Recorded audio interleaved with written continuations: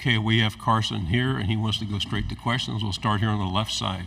Hey, Carson, Zach Klein, Channel 2 in Atlanta. With the rules now allowing iPads on the sidelines, how do you think that will help you? Is it too much information overload? What kind of advantages and disadvantages you see where coaches talk to you about this new technology? I actually didn't know that, so that's my first time hearing that. I'm actually super excited about that. That's super cool. I think going back and watching film this past year, I almost wish that we did have iPads on the sideline because there's so many different situations that happen throughout a game. But when situations repeat, a lot of defensive coordinators end up going back to what worked before, and they'll repeat calls. So, being able to see those things and maybe even having like a little, I guess you have like one step, or it feels like you might have one step on a defensive coordinator. If you see the look before, if something doesn't go right, they might go back to it, which happened a lot in our games this past year. So I think that'll be super cool to add that and be able to see that. Second row on the right. Carson, Corey LeBounty with WNSP 105.5 in Mobile, Alabama. In 2022, you were a backup in the national championship game, and in 23, of course, you were a 14-game healthy starter. Talk about your progression as a quarterback and being able to stay healthy, how important that is. Yeah, I think when you have such a good offensive line, I think we have a very strong offensive line, one of the best in the country, if not the best, in my opinion. It helps me to be able to stay healthy. But as far as the quarterback goes, I think over the course of last year, if you go look at game 1 and then you go look at game 14, it's not even the same quarterback. And then, making the decision to come back this year, I'm excited to see what the progression from game 15 to whatever X amount of games we might play this year is going to look like. Each game, more confidence gets built, and that repetition continues to happen. You just become more comfortable within your offense and with your teammates and during the game. So very excited to see that progression, continue to unfold. Left side, back row. Dan Peck, ESPN 106.7 in Auburn. A couple of your top targets from last season are in the NFL now, Brock and Ladd, among others. Who do you anticipate stepping up among the wide receivers and tight ends this season? Yeah, I think there's so much depth on our offense and there's so much talent that there's not one or two names that I could really pronounce right now. I'm actually, which makes me excited as a quarterback. I'm very excited to see who those guys are going to be that step up and make those big time plays and those big time moments. We have a lot of big games coming up this year. So who's going to step up? Who's going to be that guy? Who's going to be the go-to guy? Or is there one? Is everybody, going to, contribute equally, which is kind of what we saw last year. There's a lot of guys that stepped up in different games and contributed. So super excited for, the depth that we have and all the talent that we have on offense. Front row, right side. Carson, Eric Bailey with the Tulsa World. For Oklahoma's football team and Oklahoma fans, can you describe how tough a road game is in the SEC for Oklahoma? And also, what is the toughest road game you've played in the conference? Yeah, obviously playing on the road in the SEC is very difficult.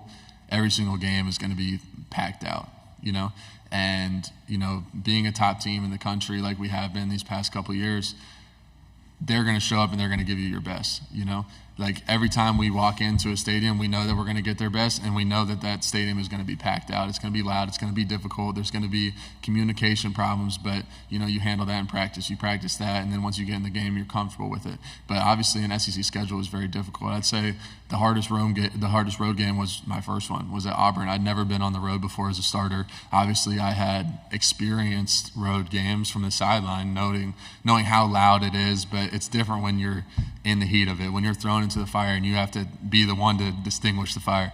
So, but I'd say Auburn, that was definitely, it was very fun. I'll say that, although difficult, very fun, and I definitely enjoyed playing at that stadium. Left side, and then pass it to your left. Tyler Shaw with KBTX and College Station. Texas is another team joining the SEC, and they're on your schedule. Just kind of how much are you looking forward to welcoming them to the league? And then in the past, in the Big 12, it was a penalty for horns down. The SEC, that's not the case.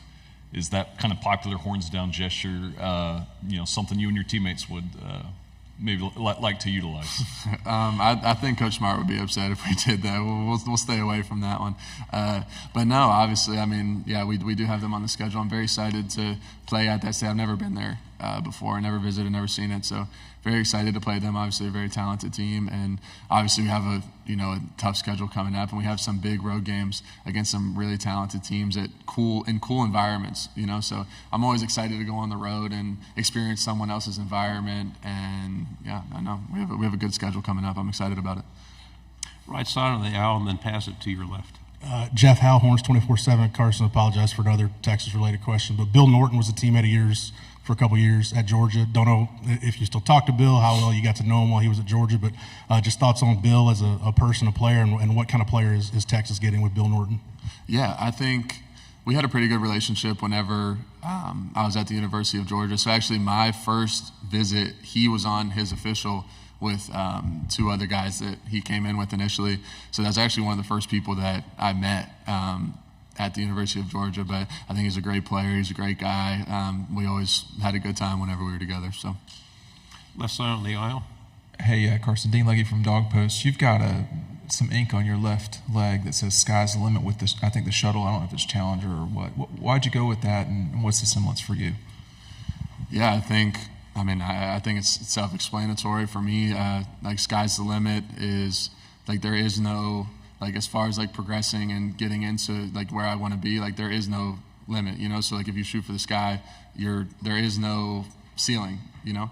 And I feel like that's kind of how I try to approach my game and even myself as a person, is that if I said the sky is the limit, right? I mean, it's kind of self-explanatory. There isn't a limit, you know. It's going to be never-ending progression, and you're just constantly trying to chase that.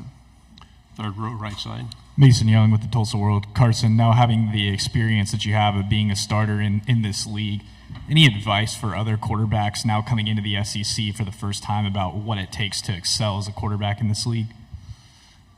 I think the biggest thing is preparing, you know.